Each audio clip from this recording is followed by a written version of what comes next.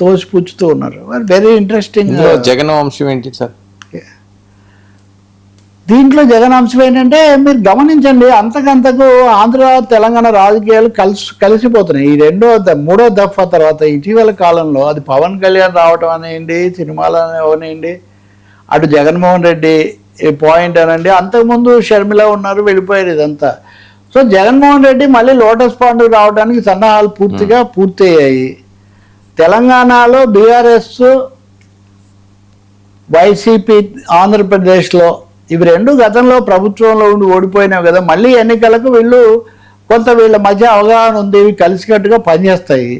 జగన్మోహన్ రెడ్డి కూడా ఇక్కడ ఉన్న కొన్ని సామాజిక వర్గాలను ప్రభావితం చేయడానికి ఆయన కూడా అందుకోసం లోటస్ పాండ్లో ఇక్కడ అందుబాటులో ఉండే తనకు తన వ్యాపారాలు, కేసులు, వీటన్నిటితో పాటు రెండోది బెంగళూరు వెళ్తున్నారు అనేది ఒక విమర్శగా ఉంది. కాబట్టి బెంగళూరు ప్రయాణాలు తగ్గించుకొని ఎన్నికలు కూడా 2 ఏళ్ళు అయిపోయింది కదా, ఎన్నికలు దీనికి సిద్ధమవుతున్న సమయంలో అందువల్ల జగన్ పాత్ర పెరుగుతుంది, పవన్ పాత్ర పెరుగుతుంది. అంటే జగన్ పవన్ ఆంధ్రలోనే కాకుండా తెలంగాణలో కూడా ఎన్డీఏ తరఫున పవన్ కళ్యాణ్, బీఆర్ఎస్తో పాటు జగన్మోహన్ రెడ్డి పాత్ర నిర్వహించబోతున్నారు.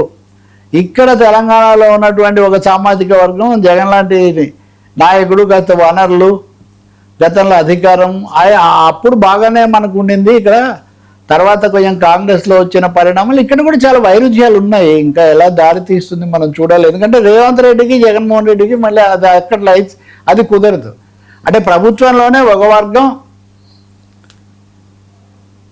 జగన్మోహన్ రెడ్డికి కొంత అనుకూలంగా ఉంది, బీఆర్ఎస్ అయితే పూర్తిగా వాళ్ళకు అందుకే మీరు గత ప్రభుత్వంలో జరిగిన వాటిని ఎక్కువ భాగం బీఆర్ఎస్ వాళ్ళు ఎక్కువ సానుకూలంగానే చూస్తూ ఉంటారు. సో జగన్ ఎంట్రీ కూడా తెలంగాణ అప్పుడు ఇంకా ఏం జరుగుతుంది, ఇప్పుడు పవన్ కళ్యాణ్ వస్తేనే మొన్న అంత ఇది జరిగింది, ఆయన పార్టీ కార్యాలయం కూడా తెరుచుకున్నారు. అంతకుముందు ఉద్యమ కాలంలో జగన్ మానుకోటకు రావడం అట్లాంటివి జరిగాయి. కానీ ఆయన ముఖ్యమంత్రిగా ఉన్నప్పుడు మటుకు కేసీఆర్తో సత్సంబంధాలు ఉన్నాయని, ఎందుకంటే కేసీఆర్ ఓడిపోయాక కూడా ఆయన ఇంటికి వెళ్ళి ముఖ్యమంత్రి హోదాలో పరామర్శించిన ఇదంతా కూడా ఉంది. కాబట్టి ఈ రెండు రాష్ట్రాల రాజకీయాలు, ఇక్కడ ఉన్నటువంటి వ్యాపార వర్గాలు, రాజకీయ వర్గాలు, సామాజిక నేపథ్యాలు కలగలిసిపోతున్నాయి. సినిమా రంగం కూడా ఈ విషయంలో, సినిమా రంగ ప్రముఖులు కూడా అటు ఇటు పాత్ర నిర్వహించబోతున్నారు అన్నది. ఇందులో మీడియా కూడా ఎక్కువ భాగం హైదరాబాద్లోనే ఉండిపోయింది.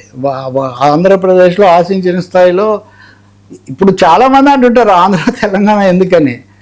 ఇప్పుడు చాలా వరకు బలపరిచే వాళ్ళందరూ ఇక్కడికి వచ్చేది బలపరుస్తూ ఉంటారు కదా, ప్రముఖ మీడియాధిపతులు అందరూ కూడా ఇద్దరిని బలపరిచేవాళ్ళు. కాబట్టి హైదరాబాద్ గుండెకాయలాగే ఉండబోతుంది ఇక ముందు కూడా అనిపిస్తుంది. దానికి తగినట్టు అమరావతిలో